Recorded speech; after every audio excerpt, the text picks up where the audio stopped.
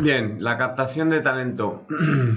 Está claro que si estamos montando una startup, tenemos que tener gente, es una apuesta de nada. Entonces no podemos andar con gente mediocre, desde luego, ni con gente buena en general. Tenemos que tener gente muy buena, de verdad muy buena, porque nos estamos jugando mucho. Las probabilidades y la estadística invitan a pensar, siendo realistas, que no vamos a tener éxito. O sea, lo que nos hace creer en el éxito es nuestra fe en el proyecto, con lo cual dependemos muchísimo de gente que haga bien las cosas, que las haga con pasión y desde luego no nos podemos permitir el lujo de tener gente mala, mediocre o que haga bien su trabajo simplemente en el equipo. Tenemos que tener gente muy buena.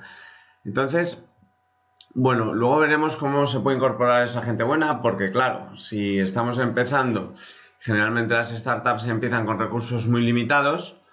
¿De dónde saco yo gente buena? Lógicamente la gente buena querrá un sueldo bueno y nosotros querremos que estén a gusto en la empresa. Bueno, veremos un poco las fórmulas que puede haber para captar gente con talento y gente buena, involucrarles un poco más en el éxito de la empresa.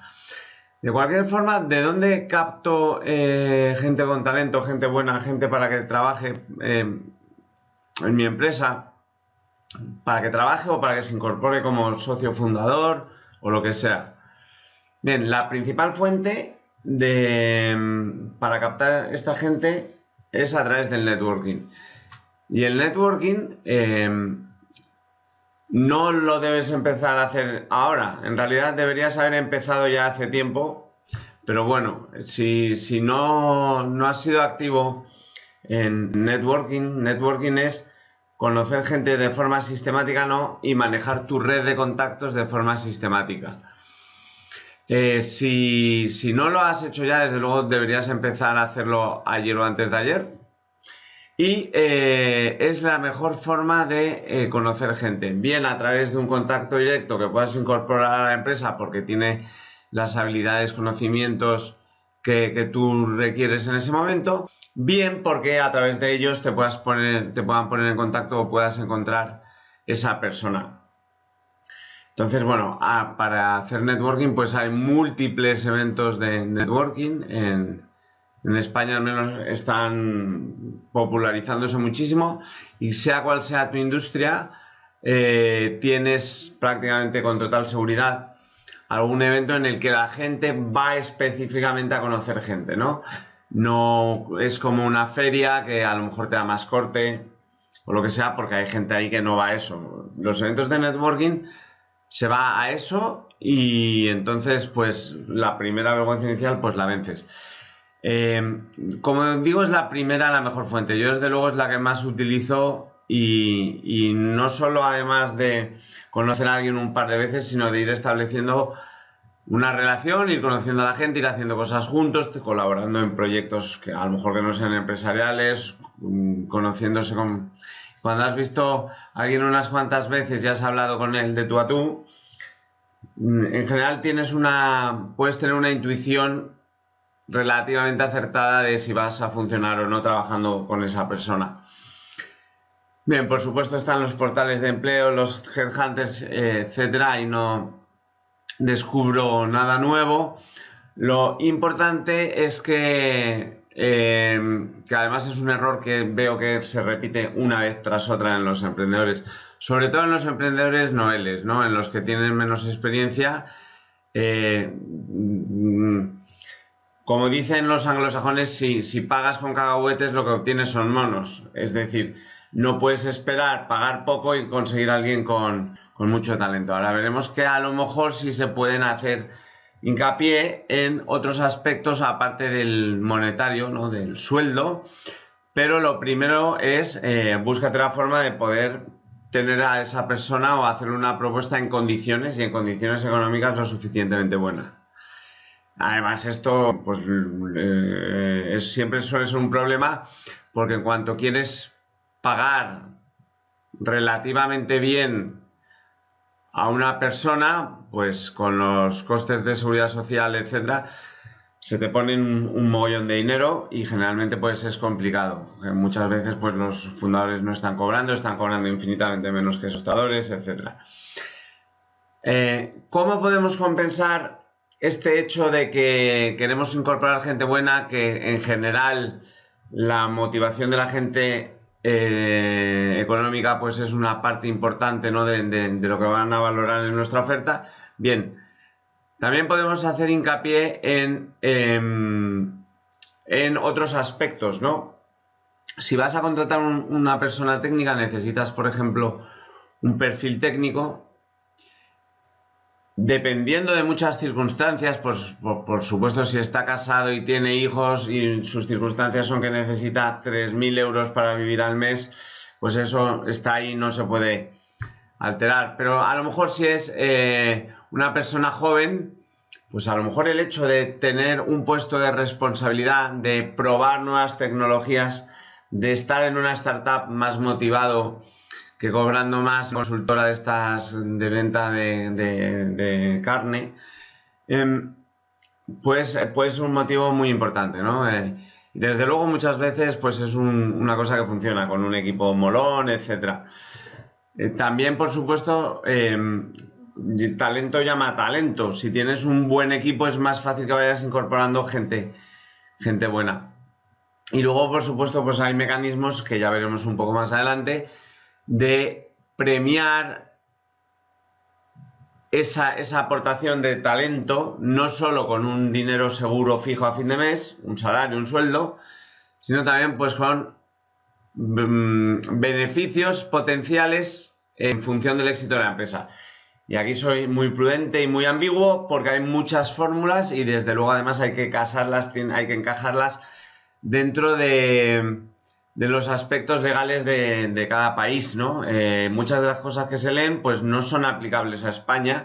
Si tú lees un blog de un inversor, por ejemplo, en Silicon Valley, pues la fórmula de vesting se llama, que tienen ellos para pagar con acciones, pues no aplica con copy-paste aquí ni mucho menos, ¿no? Entonces, bueno, pues hay phantom stock, que son acciones fantasmas, hay diferentes fórmulas. Bien. Sobre todo lo importante es eso, estimular a las personas. Otra baza con la que se puede jugar es la flexibilidad, ¿no? Una startup suele ser muy ágil, muy abierta en planteamientos de trabajo, puede ser muy compatible con trabajar desde casa en algunas circunstancias, puede ser compatible con una flexibilidad de horarios, mucho más que seguramente pues una empresa más tradicional, ¿no? Hay gente para la que eso puede ser una buena propuesta de valor de cara a que acepten o les parezca atractivo tu oferta de trabajo. Por ejemplo, pues es absurdo comerse un atasco todas las mañanas y eso es una cosa pues que puedes prescindir si tienes un esquema de horarios flexibles con alguien al que realmente le esté restando nivel de vida.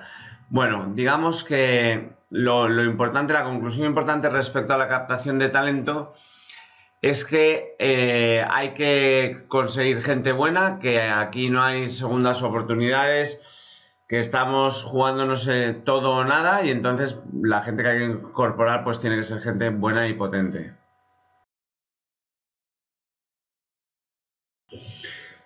Bien, un aspecto muy importante es la gestión de problemas relativos al equipo. Es posiblemente una de las principales causas de mal rollo y de cierre y de problemas en una startup, ¿no? Muchas veces, muchísimo más que los problemas técnicos y más que los problemas seguramente de mercado, etcétera. Al final, realmente todos estos problemas técnicos de mercado o los problemas que haya operativos se manifiestan en problemas en el equipo. Si no se gestiona bien, se puede cargar rapidísimamente un equipo y por tanto una startup.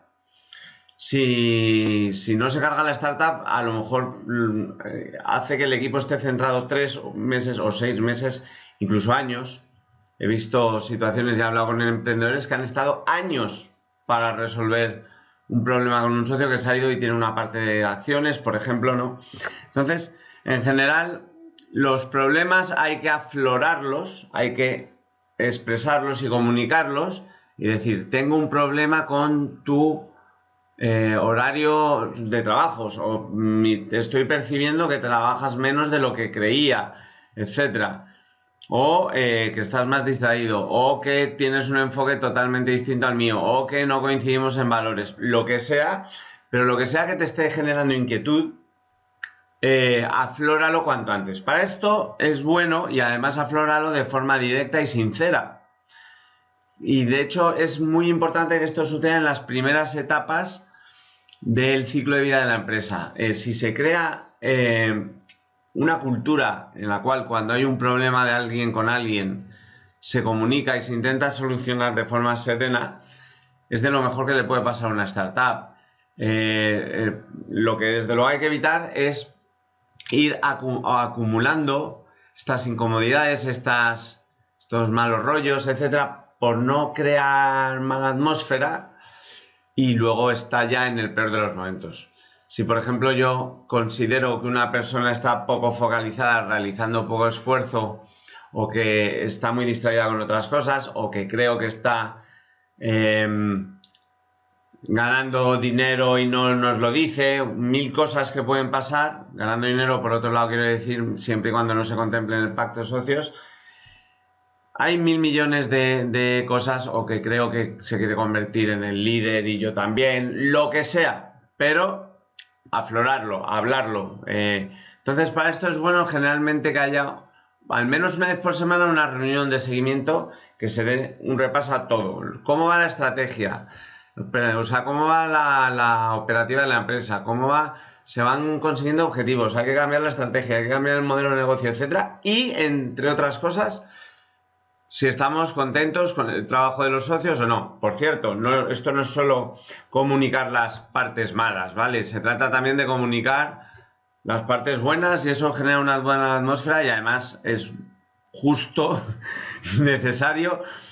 Si alguien te sorprende, si está haciendo las cosas muy bien, si valoras algo que está haciendo, díselo porque además es reconfortante, ¿no? Saber que si estás haciendo un esfuerzo y estás haciendo las cosas bien, eso se valora por el resto del equipo.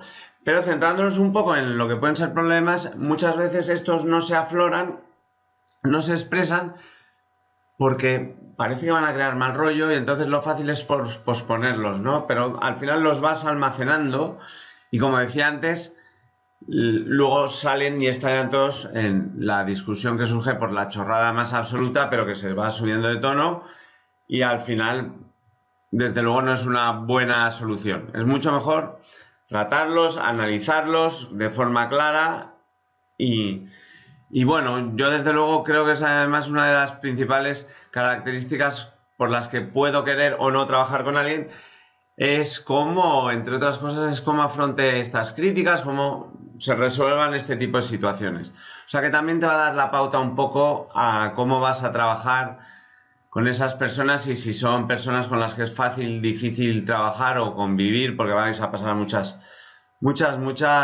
horas juntos.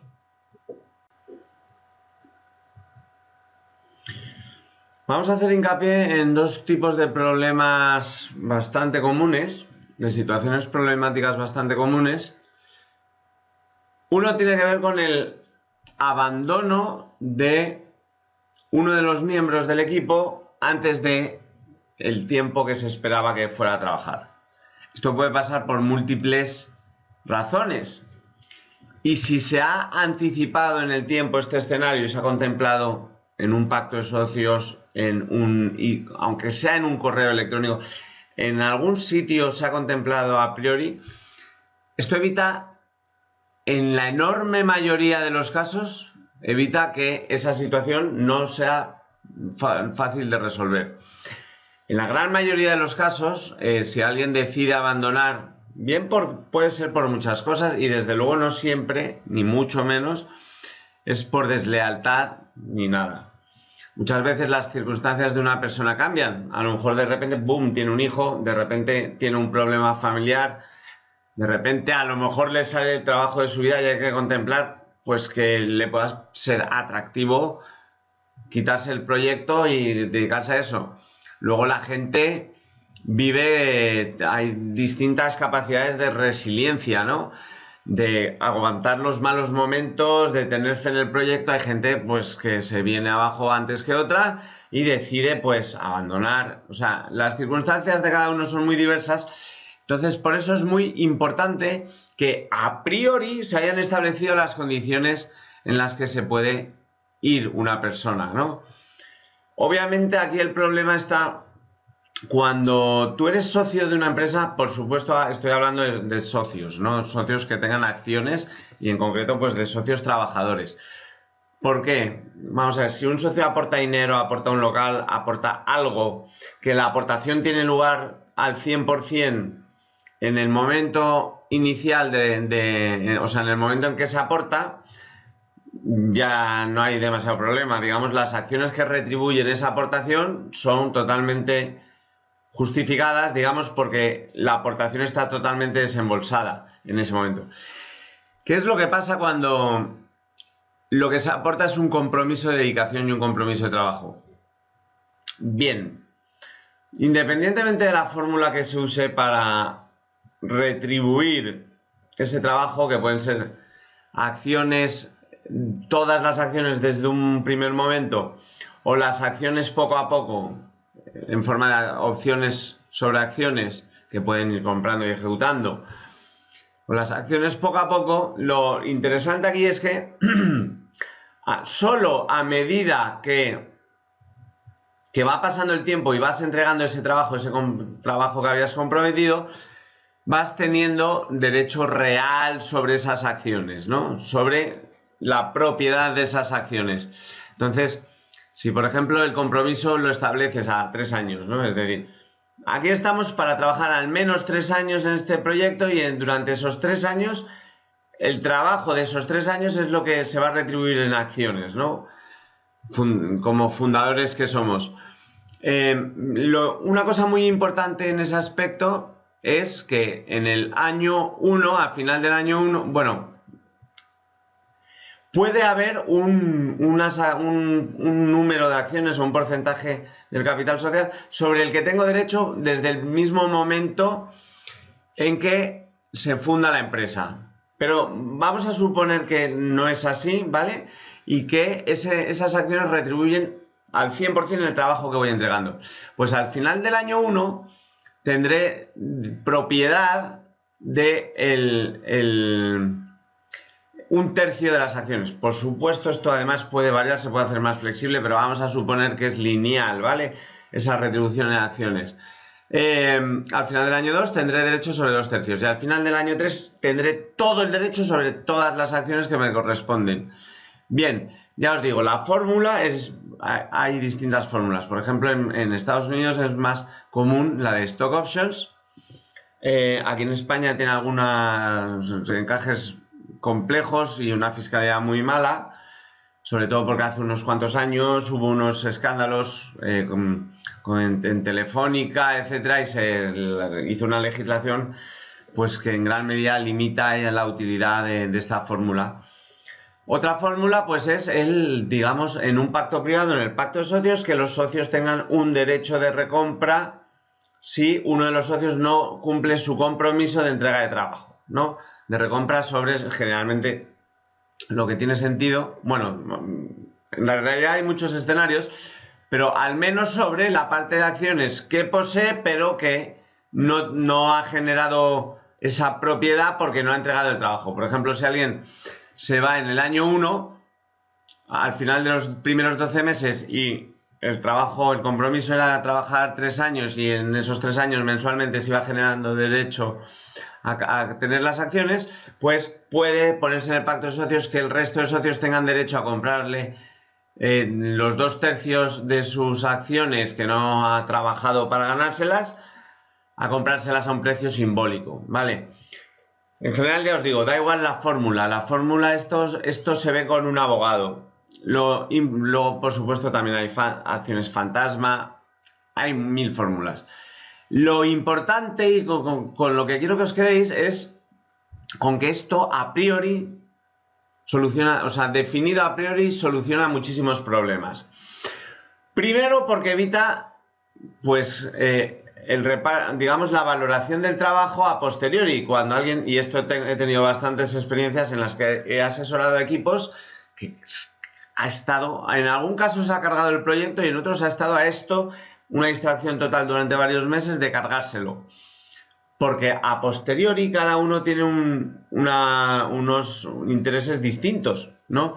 Por supuesto, los socios que quedan en la empresa tenderán a valorar menos la aportación que ha hecho esa persona durante el tiempo que haya estado y al contrario, ¿no? Entonces, si se ha establecido un marco, y muchas veces no es por mala fe, sino es que simplemente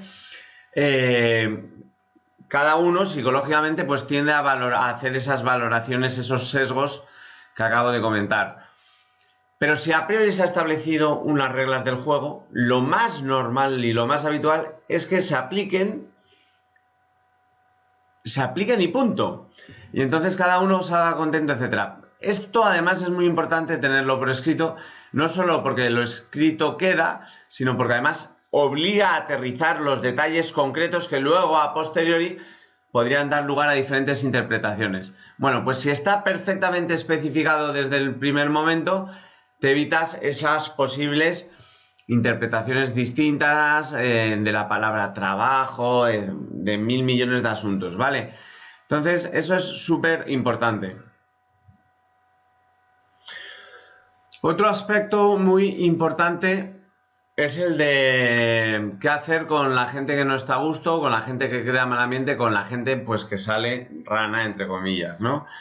Siempre se dice que hay que emplear mucho tiempo en contratar y poco tiempo en despedir. Generalmente en una startup además van las cosas muy rápido, no hay tiempo para nada,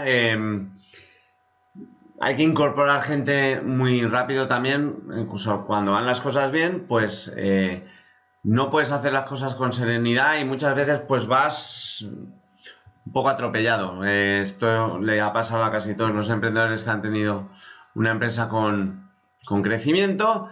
Entonces, por supuesto, siempre te van a aconsejar hacer las cosas bien, con calma, etcétera, y al final las vas a hacer como puedas, ¿vale? En resumen, es bastante posible que se incorpore gente que no funcione o que no se cumplan sus expectativas. Lo primer consejo es eso, al contratar, gestionar bien las expectativas. En una startup generalmente lo que esperas de la gente es que todo el mundo colabore más allá de lo que específicamente se le pide en su puesto de trabajo. Hay una imagen que a mí me encanta de las startups, es cuando hay un cambio de oficina porque se está creciendo y están desde los fundadores hasta el programador más junior hasta la persona que ayuda en la administración, o sea, todo el mundo pintando la oficina, ¿no? Ese es un poco el espíritu que se trata de tener una startup. Desde luego no caben frases como esto no está entre mis funciones, etcétera, ¿no? De igual forma que es muy común en una startup que haya épocas malas, entonces haya que despedir gente o haya pues he conocido a multitud de emprendedores que en algún momento pues han tenido que reunir al equipo y decir no nos han pagado esta factura o tenemos un problema de caja, ¿qué hacemos, no? No voy a poder pagar, o sea, el resumen es no voy a poder pagar los sueldos este mes, es que no llego, cierro la empresa o podemos... Y en muchas ocasiones pues es bastante estimulante saber que por supuesto cada uno en función de sus posibilidades, pero en muchos casos se ha visto que los trabajadores pues se mojan, empatizan con el emprendedor, la relación no es como de jefe empleado generalmente como en una gran multinacional, saben las preocupaciones que tienen, etcétera. Entonces, digamos, eso es lo que es bueno que suceda en una startup. ¿Qué pasa? A veces hay gente pues que no está a gusto trabajando con esa forma de trabajar, ¿no? No por nada, no pasa nada, simplemente son formas distintas de trabajar y hay gente que no encaja. El problema, ahí no hay demasiado problema si eso se resuelve de forma amigable. Lo malo es si esa persona se convierte, digamos, en una oveja negra. Se convierte en una persona que malmete todo el rato, que genera malas opiniones, que da mala energía, ¿no? Eso, desde luego, en una startup no puede pasar. No puede pasar porque sobre todo el espíritu, la motivación y el estado emocional de la gente es muy importante. Es muy importante que haya buen rollo. Entonces, si en algún momento tenéis a alguien así, pues hay que despedirlo cuanto antes. Cuanto antes, porque además cuesta mucho crear una cultura en una empresa y cosas como estas pues se la pueden cargar más rápido de lo que uno espera. Y hay también muchos ejemplos de empresas en las cuales ha sucedido esto, la cultura y los trabajadores están quemados, muchas veces por cosas como de las que ya he hablado, y a veces también de las cosas de las que ya he hablado, como del sueldo, etcétera, y a veces también cosas como estas.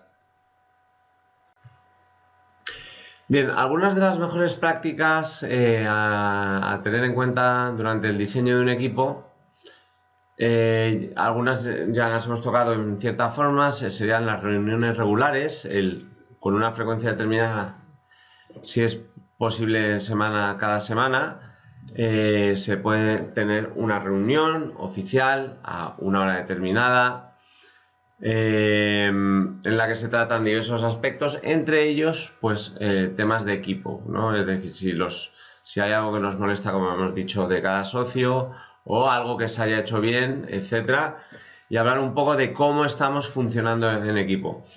Ahí se exponen también las inquietudes. Me preocupa que se haya retrasado tu área y no veo que pongas el esfuerzo suficiente, por ejemplo.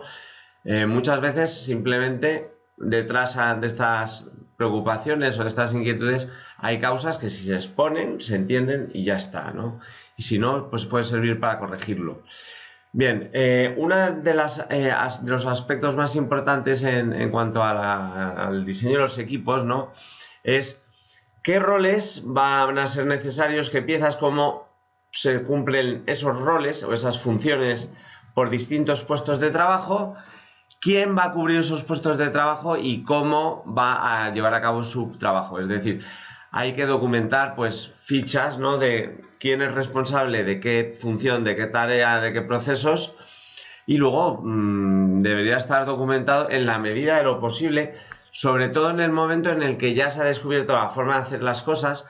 Previamente, cuando estamos en una etapa de buscar el modelo de negocio, de intentar ser más ágiles, pues vamos descubriendo muchas cosas. No tiene en ese momento sentido procedimentar las cosas. Seguramente en ese momento, además, tiene sentido que esas cosas, en la medida de lo posible, las hagan los fundadores, para que entiendan perfectamente en qué consiste ese trabajo y luego sepan cómo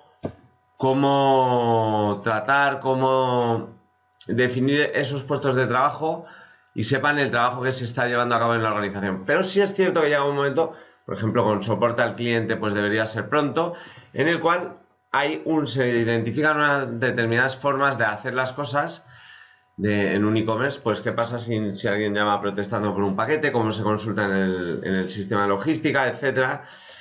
Y todo eso es bueno tenerlo procedimentado, porque si se va incorporando gente, o hay rotación, o hay gente nueva a la que hay que formar, prácticamente debería ser suficiente con señalarles todo bien escrito en este documento, y en ese documento, que puede ser un Google Doc, yo os recomiendo que uséis Google Doc. Google Docs es como Office de Microsoft, pero es de Google y está en la nube y permite mucho mejor el trabajo colaborativo. Es muy sencillo además de usar. Entonces os recomiendo que hagáis un solo documento, un documento que se llama Manual de Operaciones, y ahí metéis todos los procedimientos, todas las guías, los guiaburros, los scripts, todo lo que sea necesario.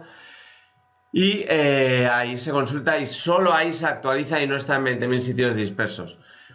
Una buena forma de documentar un procedimiento que tenga lugar en el mundo físico es con un móvil. Un móvil se graba, por ejemplo, ¿cómo incluir un producto en un catálogo de una tienda de e-commerce? Bueno, pues ¿cómo se hacen las fotos? Lo grabas. Te van explicando cómo se pone, cómo va la iluminación, cómo se hacen, cómo se configura la cámara, etcétera, y lo grabas con eso.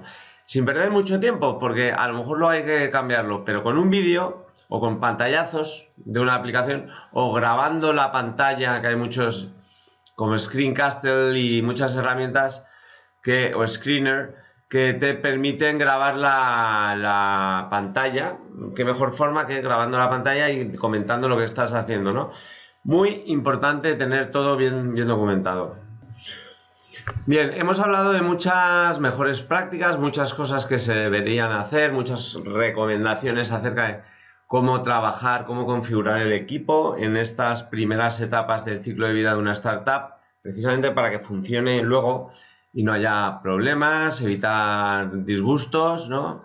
Bien, hemos hablado de muchos principios y muchas cosas que se deben aplicar.